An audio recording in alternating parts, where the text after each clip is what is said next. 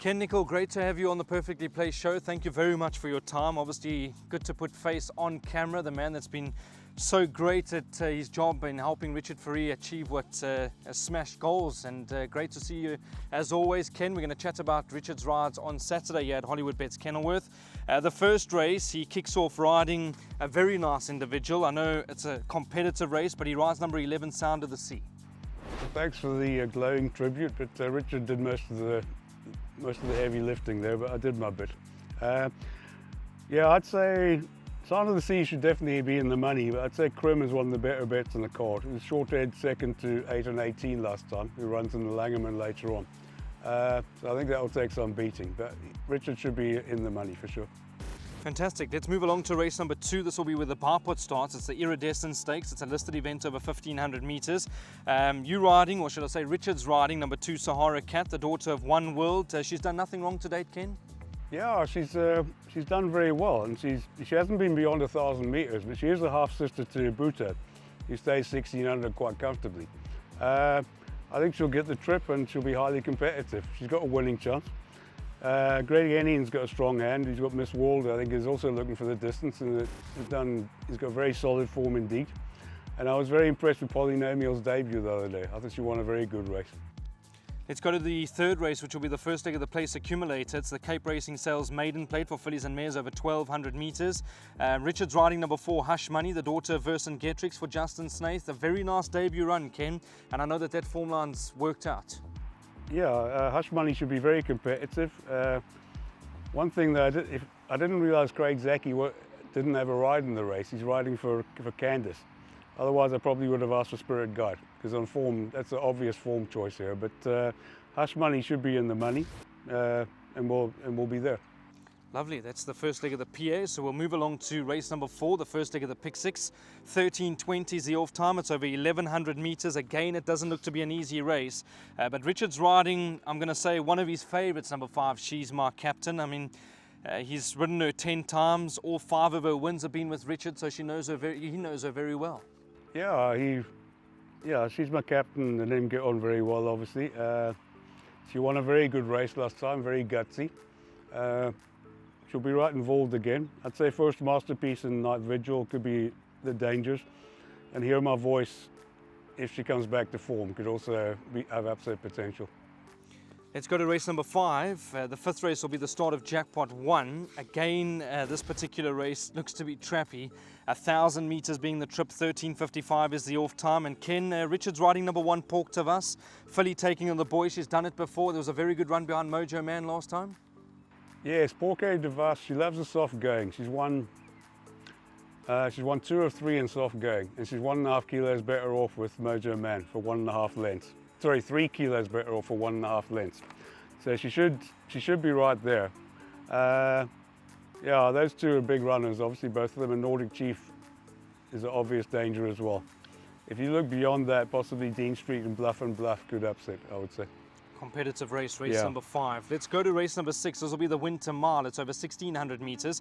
2:30 is the off time. You've got the plum drawn. Number 1, Port Louis. Ran 7th, beaten 8 and a bit lengths by Cafe Culture last time out. Got a chance? Yeah, he's drawn well. He put a line through his last run, that wasn't him at all. Yeah, if he jumps on terms and can maintain a relatively handy position, he's a huge runner here at the weights.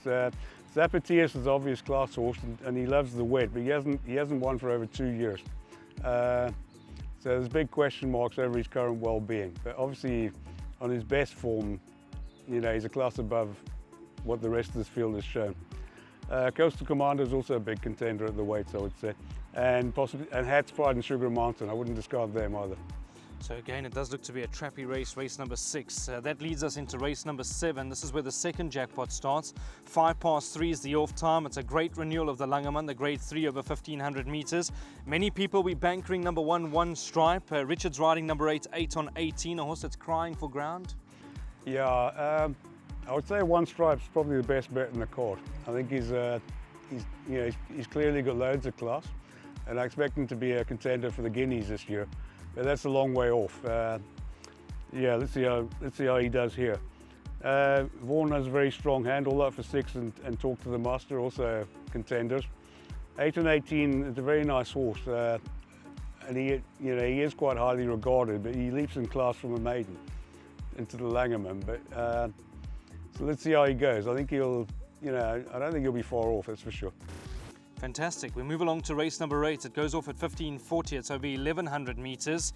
I don't want to sound like a stuck record, but it is a very competitive race again. Richard in this particular race is riding number 10, Southern Skies. I thought it was a great ride from him to get her ahead in front last time. Yes, he looked like he was beaten probably 100 meters out, and she fought on nicely. And she's got blinkers for the first time here, and that was a Richard suggestion. She is 1.5 kilos worse off with Nordic Quest for a neck. So on paper, Nordic Quest should beat her, but if the blinkers get her to be more focused at the business end, she's got a chance, no doubt about that. I'd say only Sand Distinction and Japanese Rose have all got upset potential, but the Southern Skies and Nordic Quest are probably the primary two. Beautiful. Let's go to race number 9. It's the penultimate on the 10-race program. It's the perfectly placed middle stakes over 1950 meters. 4:15 is when you need to have your bets on. Richard's riding number 6, Time for Love, the daughter of Time Thief. You were telling me off air that this is probably one of his better rides? Yes. Look, she's only got 54.5 here, and last time she ran behind Red Palace and Love is a Rose. They were both group fillies.